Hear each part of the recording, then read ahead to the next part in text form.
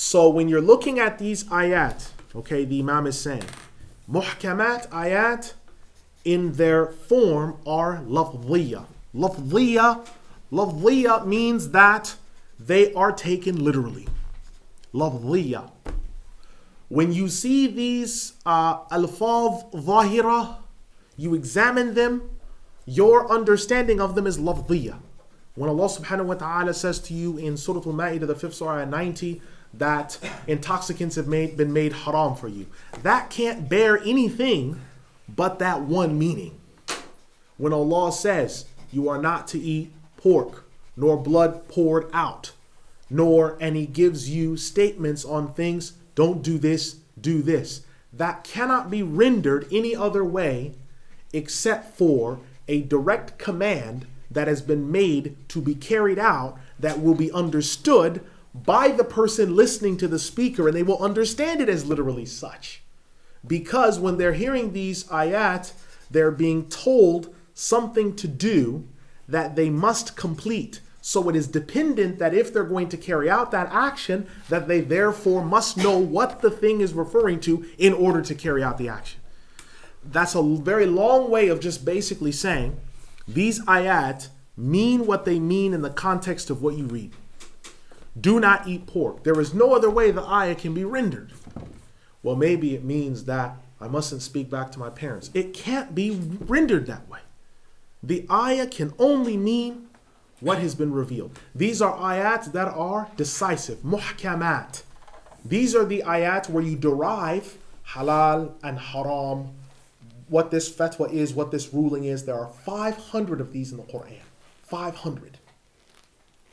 The rest of the ayat that people may discuss that they see as ayat where you derive rulings from, we've already discussed that. Those are ayat on narratives, where there's a dispute about whether you can derive rulings from narratives or not. Akhbar. We're just going to talk about what generally everyone's agreed upon. Those 500 ayat. The ahadith on ahkam are 500 in their simplified form and 1,050 in their mid-level form when you're talking about supporting rulings. Because sometimes there'll be two ahadith on the same subject because a companion was seated there for the duration of the discussion, whereas one may have come after. So one that comes after may have asked another question in which he was referred to a mufti, a fatwa was derived, and he was given the position. Whereas another companion was there the entire time, and he doesn't need to ask any other questions. So sometimes you'll find a couple of ahadith that are like that, those 1,050 in number. Now we talk about the mutashabihat, the allegorical ayat.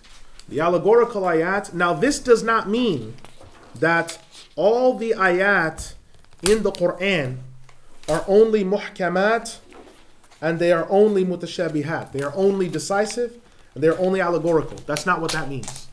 It just means the ayat that you are going to run across in this particular discussion, and in most instances in the speech of Allah, you're going to run across ayat that are muhkamat or mutashabihat. That's most of what you're going to run across. Commands and some allegorical information. Now, Imam Ibn Al-Jawzi rahimahullah, he begins by saying, quote, as for the mutashabih ayat, there are some 7 statements that we need to make on this topic. Firstly, that the mutashabih ayah can be referring to something that was abrogated, as said by Ibn Mas'ud, Ibn Abbas, Qatada, As-Sudai, and others.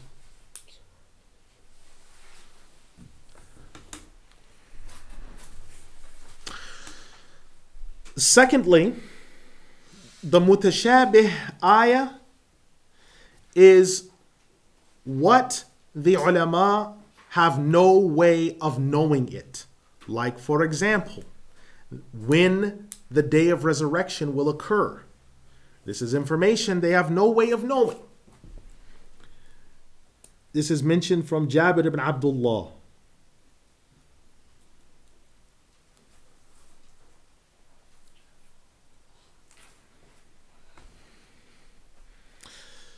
Thirdly, these are the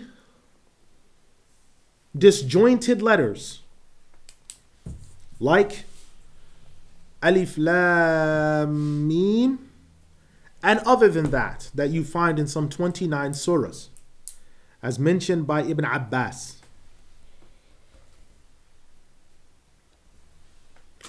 Fourthly, that these allegorical ayat are ayat in which their meanings are not knowable, as said by Mujahid.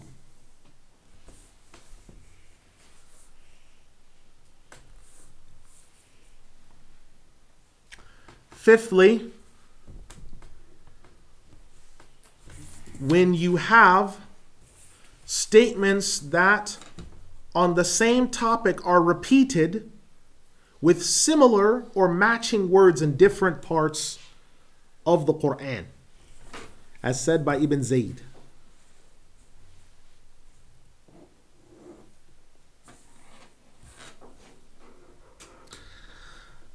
Sixthly, is whatever ayah has numerous possibilities of what it could be referring to. Ibn Al-Hanbali has said, you need to understand the decisive ayat do not bear multiple interpretations. It is not hidden for the person of knowledge to understand what the muhkamat, the decisive ayat mean. But the allegorical ayat render numerous understandings and meanings. Seventhly, we say that the mutashabih, the allegorical ayat, are the narrations and similes mentioned in the Qur'an. And this was mentioned by Al-Qadi Abu Ya'la. Now, someone may say to you, so what is the benefit of sending down the allegorical ayat? If no one knows what they mean, and the Qur'an is meant to be a book of clarification, explanation, and guidance. We have 4 answers to such a question. We have 4 answers to such a question.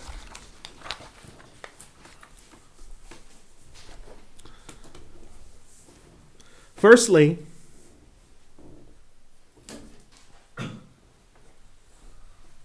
this revelation that was sent down in the language of the Arabs. And even the Arabs in their language, outside of revelation, have a way of speaking in which certain information is not hidden to the word that the person that hears the words, and it doesn't bear other than its literal meaning.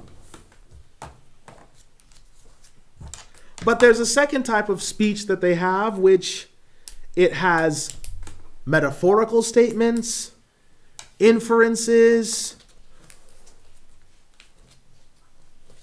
turns of thought, and emphasis on other matters.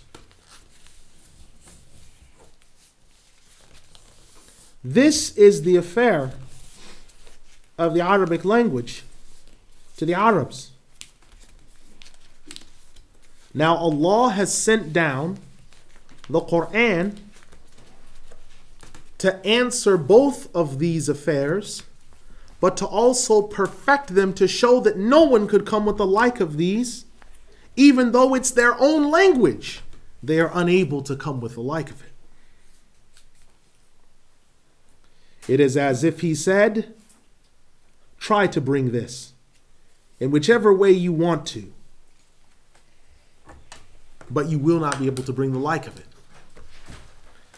If all of the Qur'an was sent down as decisive and clear, they would have said, why are no verses sent down with any narrations, with any information on the hereafter, with any information that has any metaphors or aphorisms for us to take from it? Why is this happening to us? And why has it been sent down in this way? How could it be that such things occur in our language, but the revelation wasn't sent down to encompass that and perfect it? Oh, what could this mean indeed? The second answer to their question is that Allah, the Exalted, has sent down His speech to inform His slaves, so that the believer should stop where he's meant to stop. And that what knowledge he doesn't know, he should return it back to the one who spoke it. And by doing so and honoring Allah in that way, he's rewarded. And the only one who doubts in this is the hypocrite, because diseases come into his heart and he warrants punishment by way of that. This is the same thing that happened, don't you see, when Talut the king brought his people to the river.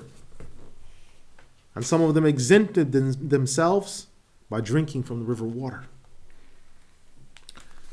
The third answer is Allah the Exalted wants the people of knowledge to busy themselves in looking at the mutashabih, the allegorical and the decisive, and for them to think and to research. And they are rewarded for exhausting themselves and tiring themselves in the affairs of ijtihad and the affairs of giving judgment and explaining matters and accepting affairs, just as they are rewarded for the rest of their acts of worship. Yes, if the Qur'an was made completely decisive for every single person, then the scholar and the ignorant would have been equal. And the scholar wouldn't have been preferred over others. And people's thoughts would not have occurred to do the advancements that they have made. No, ideas and reflection need to have understanding. They need to be stimulated. Doctors have said, our scholars, when you have lavish wealth, that leads to lavish illness. Sometimes the virtues of a little bit of poverty is that it causes you to reflect a little bit more, because you need to look after yourself more than you would normally. And you take affairs seriously when you have to work and for fear, so you stay focused.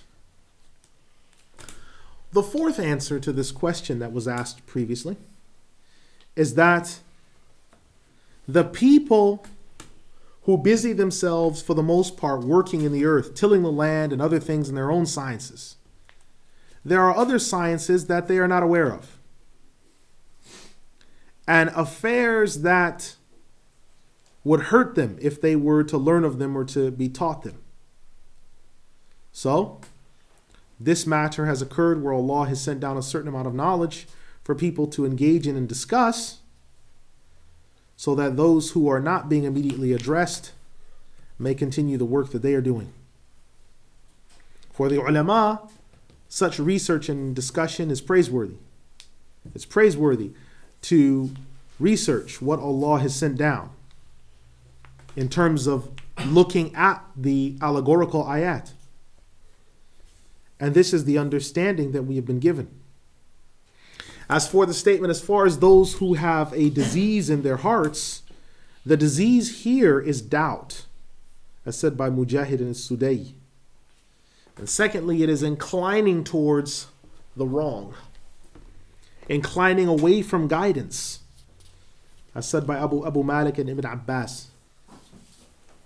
These people that are inclining away from guidance are 4 in number that are intended. One are the Khawarij, as said by Al-Hasan al-Basri. They are the Khawarij.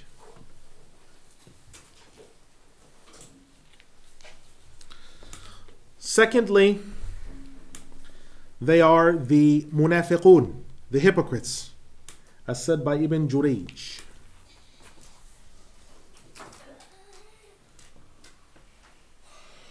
Thirdly, they are the delegation of Najran, those Christians that came, as said by Al-Rabi'.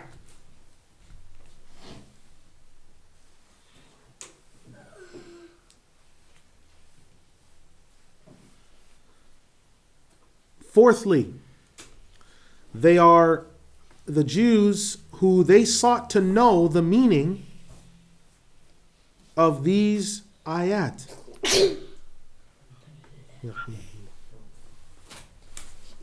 And when the Exalted One says, they seek that which is allegorical. Ibn Abbas says, they are trying to give judgments on the allegorical and to carry the allegorical into the decisive. And they are deceived.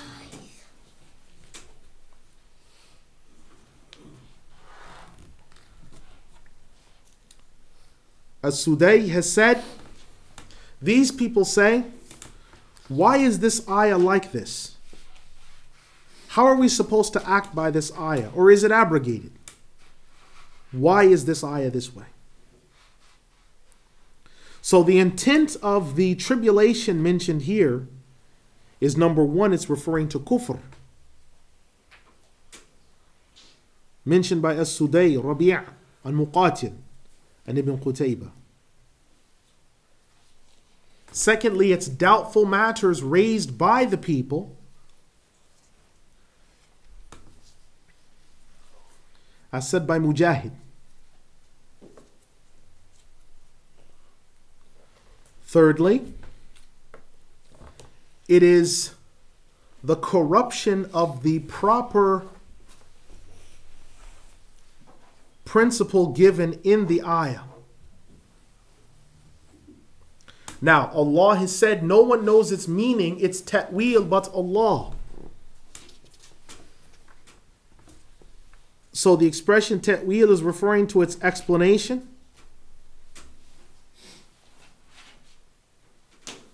And secondly, to the end result.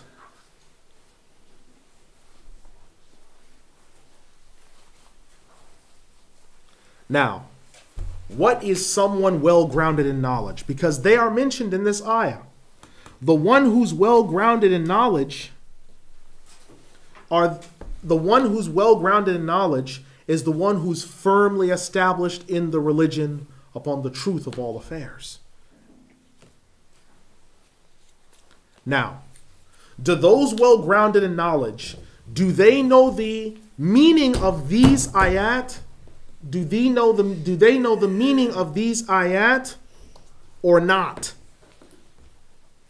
Well, there are 2 statements with regards to this. One is that they don't know the meaning of these ayat. They are not aware of the meaning of these ayat.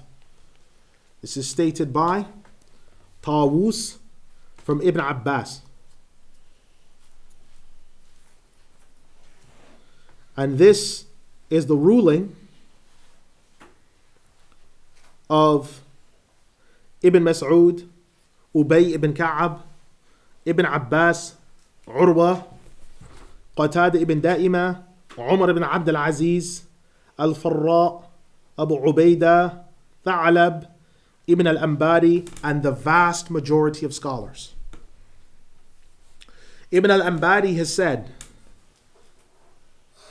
the recitation should be read that No one knows its meaning except Allah.